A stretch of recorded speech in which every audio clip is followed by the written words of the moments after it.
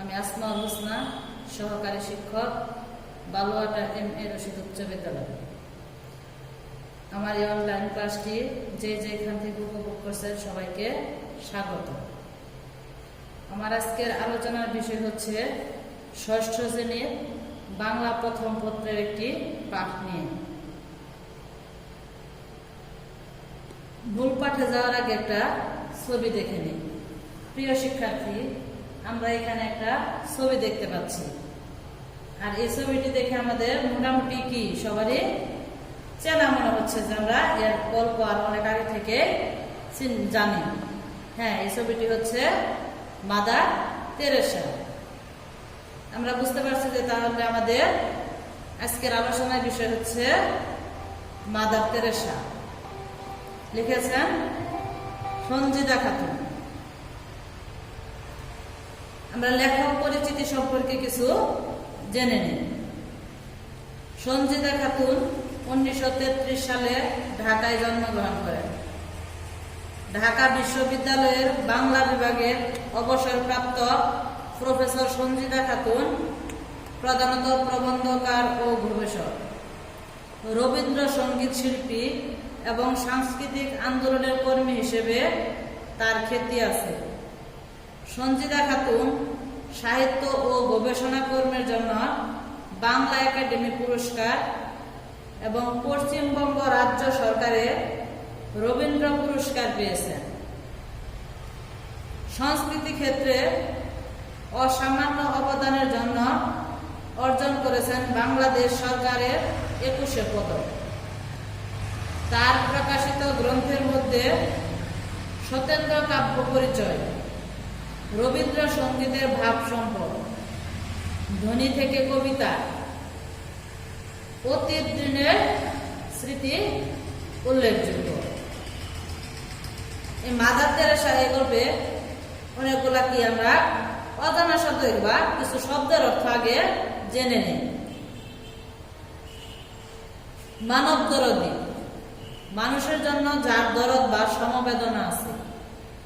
সন্ন্যাসব্রত, সংসার জীবন ত্যাগ করে তপস্যা ও সংযমের সাধনা। নান মানে সন্ন্যাসিনী।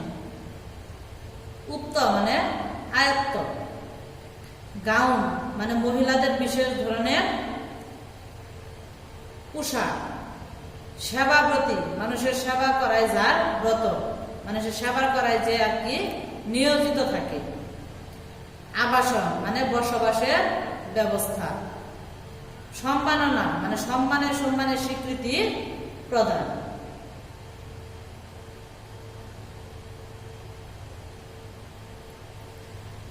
আমরা এখানে একটা ছবি দেখতে পাচ্ছি যে মাদার তেরেসা একজনকে কি করছে, আদর করে কিছু খাইয়ে দিচ্ছে। এই ছবির দ্বারা দেখে আমরা কি বুঝতে পারি যে সে একজন অবশ্যই কি মানব দরদী বা জনদরদী বা সেবাব্রতী ছিলেন।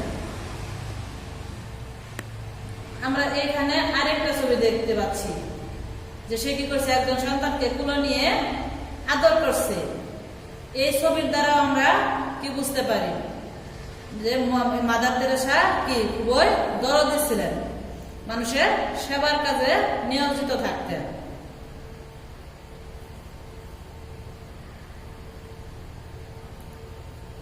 মাদার তেরেসা জন্ম হয়েছিলেন অনেক দূরের দেশ আলবেনিয়ার স্কোপিয়েতে।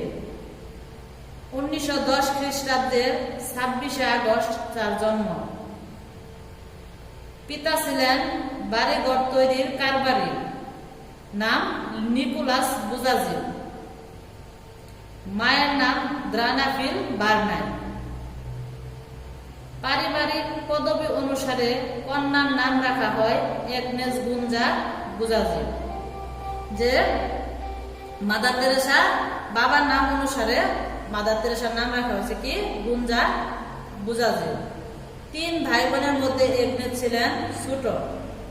বড় হয়ে সন্ন্যাসব্রত গ্রহণের সময় তার নাম হলো মাদার তেরেসা। যে আসলে মূলত তার নাম কি মাদার তেরেসা নয়, তার নাম হচ্ছে এগনেস গুঞ্জা বুজাজি। সে সন্ন্যাসব্রত হয়েছে, সেজন্য তখন তার নাম হয়েছে মাদার তেরেসা। অল্প বয়সে তার ভেতরে ইচ্ছা জাগে মানুষের সেবা করার। তাদের কষ্ট লাঘব করবেন। তেরেসার বয়স যখন 18 তখন তিনি লোরেটো সিস্টার্স নামে খ্রিস্টান মিশনারি দলে যোগ দেন। ব্রিটিশ শাসনাধীন ভারতে এরা কাজ করতেন। দার্জিলিং এ লোরেটো সিস্টারদের আশ্রমে তিনি বছর নান হওয়ার প্রশিক্ষণ নেন। নান হওয়া মানে কি, মানে সে সেখানে কি করছে, প্রশিক্ষণ নিয়েছে মানুষের সেবা করার জন্য। বাঙালিদের মধ্যে কাজ করার জন্য বাংলা ভাষাও রপ্ত করেন। যে বাঙালিদের মধ্যে যেহেতু কাজ করবে তাহলে বাংলা ভাষা তাকে কি শিখতে হয়েছে, রপ্ত করতে হয়েছে, মানে আয়ত্ত করতে হয়েছে। এরপর কলকাতায় সেন্ট মেরিজ স্কুলের শিক্ষকতার দায়িত্ব পান। 17 বছর সেখানে কাজ করেন তিনি। সপ্তাহে একদিনের টিফিনের পয়সা বস্তির দরিদ্র শিশুদের জন্য খরচ করতে তিনি উৎসাহ দিতেন তাদের।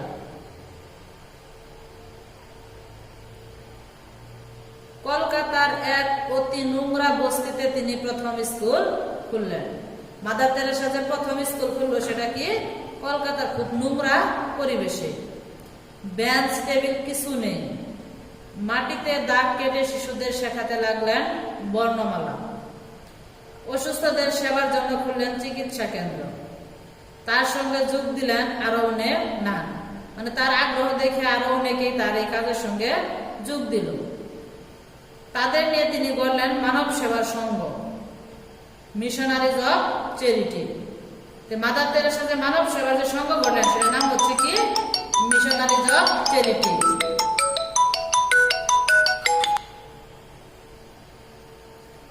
মৃত্যুমুখী অসহায় মানুষের সেবার জন্য তিনি 1952 সালে কলকাতার কালীঘাটে নির্মল হৃদয় নামে এক ভবন প্রতিষ্ঠা করেন। যে যারা কি মৃত্যু সজ্জায় অসহায় মানুষ তাদের জন্য তিনি আরেকটা প্রতিষ্ঠান খুলেন, সেটার নাম হচ্ছে নির্মল হৃদয়।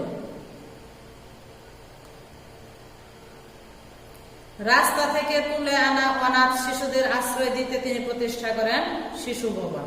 তিনি শিশুদের সাহায্যের জন্য কি করেন, যে বিভিন্ন প্রতিষ্ঠান ভবন করেন, যে যারা কি অনাথ শিশু, যাদের বাবা মা নেই বা আত্মীয় স্বজন নেই। শারীরিক ও মানসিক প্রতিবন্ধী শিশুদের জন্য স্থাপন করেন নবজীবন আবাস। যারা শারীরিকভাবে বিকলাঙ্গ বা কি মানসিকভাবে প্রতিবন্ধী, মানে তাদের কি স্থির না, তাদের জন্য সে আরেকটা প্রতিষ্ঠান করেন, সেটার নাম হচ্ছে নবজীবন আবাস। মাদার তেরেসার আরেকটি বড় কাজ কুষ্ঠ রোগীদের আবাসন, সেটার নাম হচ্ছে কি প্রেম নিবাস প্রতিষ্ঠা। ভারতের টিটাগড়ে তিনি প্রথম এই কেন্দ্র প্রতিষ্ঠা করেন। পরে এর আরো অনেক শাখা গড়ে তোলা হয়। মাদার তেরেসা নিজের হাতে কুষ্ঠ রোগীদের সেবা করতেন, তাদের ঘা ধুয়ে দিতেন। 1971 সালে বাংলাদেশের মুক্তিযুদ্ধকালে প্রায় 1 কোটি লোক ভারতে আশ্রয় নিতে বাধ্য হয়েছিল। শরণার্থী শিবিরে এত বিপুল সংখ্যক মানুষ রাখা খুব সহজ কাজ ছিল না। শিবিরের দুর্গত মানুষের সেবার কাজ করেন মাদার তেরেসা। স্বাধীনতার পর 1972 সালে তিনি প্রথম ঢাকায় আসেন। বাংলাদেশে শুরু করেন তার মিশনারিজ অফ চ্যারিটির সেবা কাজ। যে তিনি যে অনাথ শিশুদের জন্য, তারপরে অসুস্থ রোগীদের জন্য, অসহায়দের জন্য বিভিন্ন কি প্রতিষ্ঠান নির্মাণ করেন। এবং এর পাশাপাশি সে কি করছে, 1971 সালে যারা মুক্তিযুদ্ধে যে প্রায় 1 কোটি লোক ভারতে আশ্রয় নিয়েছিল, তারা যেখানে থাকতো সেখানেও কি করতো, মাদার তেরেসা সাহায্য করত। এবং সে কি করে স্বাধীনতার পর 1972 সালে প্রথম ঢাকায় আসে। বাংলাদেশে শুরু করেন তার মিশনারিজ অফ চ্যারিটি সেবা কাজ। সে যে একটা কি করেছিল, মানব সেবার জন্য সংঘ করেছিল। এর আগের পাঠে আমরা দেখলাম যে মানুষের সেবা করার জন্য একটা প্রতিষ্ঠান করেছিল, সেটার নাম হচ্ছে মিশনারিজ অফ চ্যারিটি। আর সেই প্রতিষ্ঠানের বাস্তবতার লক্ষ্যে সে কি করে বাংলাদেশে এসে সেই কাজ মানুষের সেবার জন্য শুরু করে। মাদার তেরেসা কি মানব দরদি, জনদরদি, মানুষের কি দুঃখে কষ্টে মানুষের সব সময় পাশে থাকতেন। সেবা কাজের জন্য বহু সম্মাননা তিনি লাভ করেছেন। মানে সে সম্মান পেয়েছে, বিভিন্ন জায়গায় স্বীকৃতি পেয়েছে। তার মধ্যে শ্রেষ্ঠ হলো নোবেল পুরস্কার। জীবনে কোনো পুরস্কারের অর্থ নিজের জন্য ব্যয় করেননি মাদার তেরেসা। যে সে যত পুরস্কার পেয়েছে কোনোটাই সে নিজের কাজের জন্য ব্যবহার করেনি। নোবেল পুরস্কার প্রদান উপলক্ষে সুইডেনের নোবেল কমিটি এক ভোজ সভার আয়োজন করে। যে মাদার তেরেসা একটা নোবেল পুরস্কার পেয়েছে, এমনকি এই নোবেল পুরস্কারের জন্য সুইডেনের এক কমিটি কি করছে, ভোজ সভা মানে খাওয়া দাওয়ার আয়োজন করেছে। মাদার তেরেসা অনুরোধ করেছিলেন সেই ভোজ সভা বাতিল করে সেই অর্থ ক্ষুধার্ত মানুষদের দেওয়ার জন্য। যে এই ভোজ সভাটা বাতিল করে আমার এই টাকাটা যদি ক্ষুধার্ত মানুষের কাছে ব্যয় করা হয় তাহলে তাদের অনেক উপকার হবে। 1997 সালে 5 সেপ্টেম্বর কলকাতায় এক সভাপতির মৃত্যু হয়।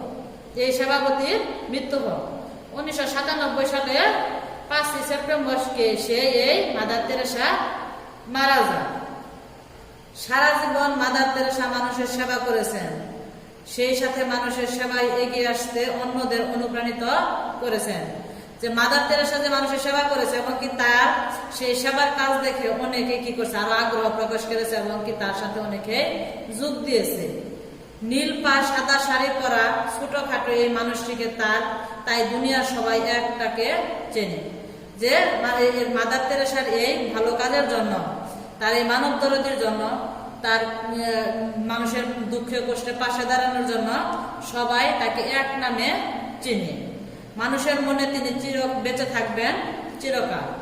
যে মাদার তেরেসা এমনই কাজ করে গেছেন যে সে সারা জীবন যুগ যুগান্তরে মানুষের মনে কি অমর হয়ে থাকবেন, মারা গিয়েও সে অমর হয়ে থাকবেন। কি কারণে?